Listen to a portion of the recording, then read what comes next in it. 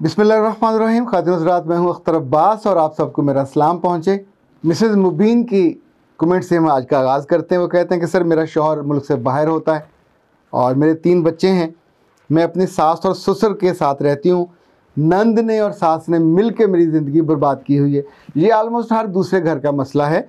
और शौहर ने ख़र्चे के मामले में मुझे ससुराल पर छोड़ा हुआ है और मुझे अलग से ख़र्चा नहीं देता। कभी कभी मुझे इतनी मुश्किल होती है ससुर से पैसे मांगते हुए। मेरी रहनुमाई करें, मैं क्या करूं? मेरे दिल में जो कुछ है मैं आपको नहीं बता सकती। मिसेस खोखर ने कहा कि सर, जो शौहर बीवी से हर बात पर लड़ाई करता हो, बदजुबान हो, बदगुफ्तार हो, ज़रा सा मैं तैयार होती हूँ तो कहता है तुम बदकार हो। जहाँ बीच में जाती हूँ लोग तुम्हें देखते हैं और तुम भी बदकार हो, वो भी बदकार हैं, तुम ऐसी दिखती हो और ज़रा मेरी इज़्ज़त नहीं करता। मैं पाक दामन थी पर इसकी बातों की वजह से अब नहीं रही। मुझे बताइए इसमें मेरा कसूर क्या है? खातिन हज़रात, आज के जो सवाल हैं, मेरे शौहर को ग्वारा नहीं कि मैं उनसे पूछे बिना किसी चीज़ को हाथ लगाऊं। ये खुशबू हैं। हत्ता के माइक्रोवेव ओवन को और इस्त्री भी, अगर खुदा ना खास्ता में कोई चीज़ मुझसे ख़राब हो जाए तो फिर खैर नहीं है। ऐसे में जब वो दौरे पे होते हैं तो मैं टेलीफोन पे लोगों से बातें करते करते करते अपना सब कुछ लुटा बैठी, क्योंकि मुझे कानों में जब अच्छे जुमले पड़ते थे मोहब्बत वाले, चाहे वो झूठी मोहब्बत के, तो मैं अपना नुकसान करा बैठी। खातिन हज़रात, ये तकलीफ़ दे कमेंट्स और तकलीफ़ दे सवाल एक दो नहीं हैं, बहुत सारे। पिछले कुछ दिनों में ऐसी ख़वातीन से मेरी बहुत तफसीली सेशंस थे कि जिसके बाद उन्होंने बतौर ख़ास मुझसे रिक्वेस्ट की कि मैं आपसे ज़रूर बात करूं। और तीनों केसेस में ये था कि बड़ी उम्र में जाके उन्होंने ये गलतियां की। बड़ी उम्र से मुराद मैं उसको कहता हूँ जब खातून 40 क्रॉस कर जाए, 40 और 50 के बीच में हो, तो इस उम्र में आपके 3-3, 4-4 बच्चे जो जवान हो रहे होते और शौहर आमतौर पर अपनी बीवियों से बेनियाज हो रहे होते हैं, या उन्हें अपने काम ज़्यादा होते हैं, या सरकारी मुलाजिम हों तो तरक्की करते करते वो आला अफसर बन चुके होते हैं, जहाँ उनकी मसरूफियात, एंगेजमेंट्स इतनी ज़्यादा होती हैं कि वो सोचते हैं कि अब बीवी को उनकी क्या हाजत है, घर है, बच्चे बड़े हो रहे हैं, बच्चों को पढ़ा रही है, बच्चों को अब शादियाँ करनी हैं, ज़रूरत की हर चीज़ तो मैंने दी हुई है। ऐसे में जो बहुत बड़ा जुल्म ये होता है जो ख़वातीन खुद करती हैं अपने साथ। खैर, बहुत सारे केसेस में ऐसा होता है कि मियाँ जब मैच्योर इनफ होता है और स्टेबल होता है, अफसर आला दर्जे का बन जाता है, हर सहूलत होती है, तो उसके लिए कशिश हो ना हो, लड़कियों के लिए या औरतों के लिए उसमें कशिश ज़रूर होती है। तो इस उम्र में जब वो 50 क्रॉस कर चुका होता है, वो दूसरी या तीसरी शादी कर लेता है। अब खातून जिसके घर में पहले वो पूरी मोहब्बत का मरकज़ था, पूरी तवज्जो का मरकज़ था, अब उसका वक्त कम हो जाएगा। अब ऐसे में 2 चीज़ें होती हैं।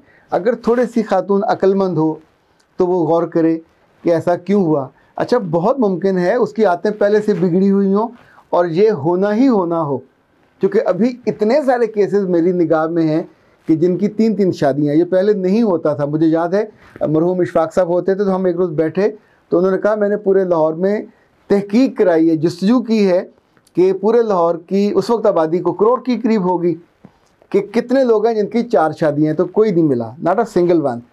3 शादियों वाले भी 2-3 केसेस थे, पर अब तो अल्लाह माफ़ करे हर दूसरे तीसरे मोहल्ले में ऐसे केस मिल रहे हैं, चूँकि अफोर्डेबिलिटी का इशू नहीं रहा।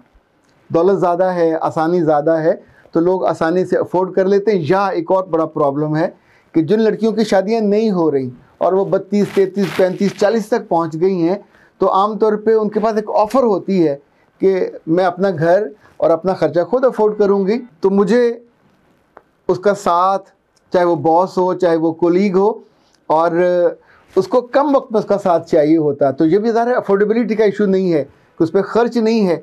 लेकिन आप सोचिए कि इस तरह के मामले में अगर कोई खातून अपने मियाँ से बदला लेने के लिए उसके दोस्त के साथ ताल्लुकात बढ़ा ले और उसको ये कहना शुरू करे कि तो मेरे मियाँ को समझा कि इस काम में ना पड़, और होले होले वो अपने 3-4 बच्चों के बावजूद उस गलती और कोताही में, जो गलती और कोताही नहीं है, अल्लाह माफ़ करे, ये गुनाह है, ये ब्लंडर है।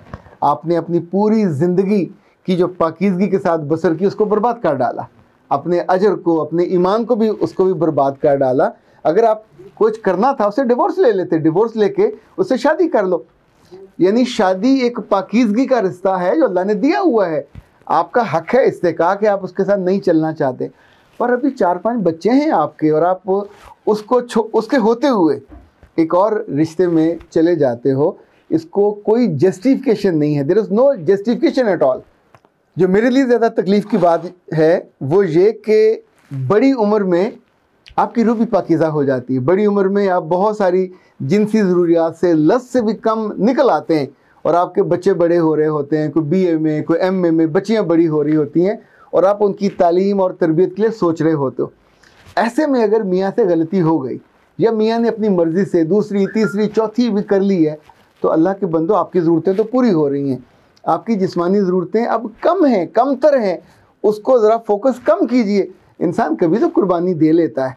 यानी आप सोचिए कि जिस ज़िंदगी में इतने साल आपके क्रेडिबिलिटी के साथ गुजरे, आपकी माँ, बाप, बहन, भाई, दे मस्ट बी हैप्पी कि उनकी बेटी एक अच्छी जगह पे है, स्टेबल है, सेट है, बच्चे पढ़ रहे हैं, मियाँ चाहे अफसर हो चाहे बिजनेसमैन हो, तो उसके बारे में बहुत लोग बॉदर नहीं कर रहे होते कि चूँकि बच्ची सेट है।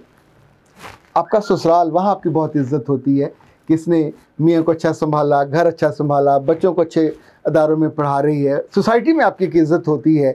और इन तीनों के अलावा जो चौथी जगह है वो आपकी अपनी रूह है, वो ज़ख्मी नहीं होती, उसमें आप इत्मीनान होता है, राहत होती है, इबादत होती है, मियाँ के लिए दुआएं होती हैं।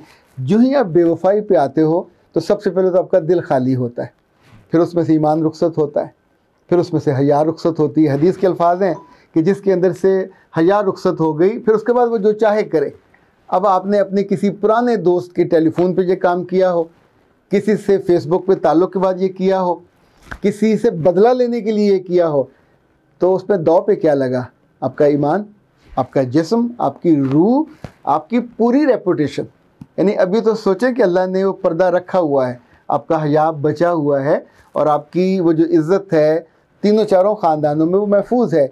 लेकिन ये अगर आप उससे बाज नहीं आते, मुझे इसमें बहुत खुशी हुई कि तीनों केसेस में उन ख़वातीन ने मुझसे वादा किया और उन लोगों को फ़ौरी तौर पे ब्लॉक किया जिन्होंने उनकी हंसती मुस्कुराती जो खानगी ज़िंदगी थी उसको किया बर्बाद। वजह वो मर्द नहीं थे।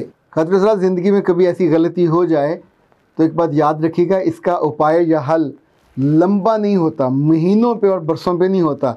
जिस लम्हे दिल पे वापसी का ख्याल आ जाए तो उस लम्हे अपनी रूह के साथ, अपने रब के साथ फ़ौरन वादा कीजिए कि सर इट्स इनफ, अब मुझे माफ़ कर दीजिए और आज के बाद मैं अभी उसके सारे नंबर बंद कर रही हूँ, उससे राब्ता ख़त्म कर, इसलिए कि गुनाह में इंडल्ज होने के बाद अगर आप वहाँ कंफर्टेबल हो गए तो ऐसा ही है जैसे आप हराम खाने में फिर उसकी डिशें बनाने लग जाओ और सामने सजा। हराम खाने की इजाज़त किसी सूरत में भी नहीं है।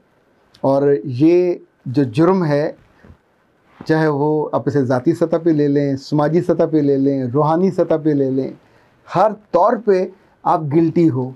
और अगर किसी को नहीं पता तो अब तक आप बचे हुए थे, लेकिन जो ही ये बात डिस्क्लोज़ होगी, अब सोचें आपकी पूरी उम्र की क्रेडिबिलिटी, आपसे जुड़े हुए लोगों की क्रेडिबिलिटी का क्या बनेगा। तो ए अच्छी ख़वातीन, ए भली ख़वातीन और ए बड़ी उम्र की ख़वातीन, अपने गुस्से को काबू रखा करो। गुस्से में हमाकत करना और गुस्से में बेवकूफ़ी करना, आप मियाँ को तकलीफ़ नहीं पहुँचा रहे, आप अपनी ज़िंदगी बर्बाद कर रहे हो और अपनी आखिरत भी बर्बाद कर रहे हो। सो जिन के बाद ये दलील होती है कि मेरे मियाँ ने बेवफाई की, आपके मियाँ ने बेवफाई नहीं की, उसने भी एक हलाल रास्ता इख्तियार किया, शादी की, उसने कोई हराम कारी नहीं की, उसने कोई किसी के साथ जाके ताल्लुकात नहीं बनाए। आपके पास तो एक ही इस्तेहकाक है, जब तक उस रिश्ते में हो पाकीज़गी के साथ रहो। अगर उस रिश्ते में नहीं रहना तो उससे अलग इख्तियार करो, फिर बच्चे वहीं छोड़ो और कहो कि मैं तो बस लश्त की दुनिया की मुसाफिर हूँ, 50 साल मेरे गुजर गए, अभी जो 10 साल और हैं तो मैंने सिर्फ जिस्म की मोहब्बत में ज़िंदा रहना है।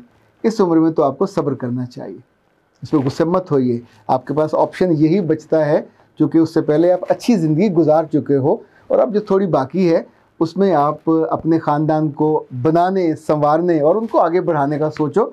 हर वक्त अपने जिस्म के बारे में सोचते रहोगे तो ज़ाहिर है फिर ऐसी गलती नहीं करोगे, ब्लंडर करोगे जिसका जो भुगतान है वो नस्लों को भुगतना पड़ता है। अख्तर अब्बास को इजाज़त दीजिए। अस्सलाम वालेकुम।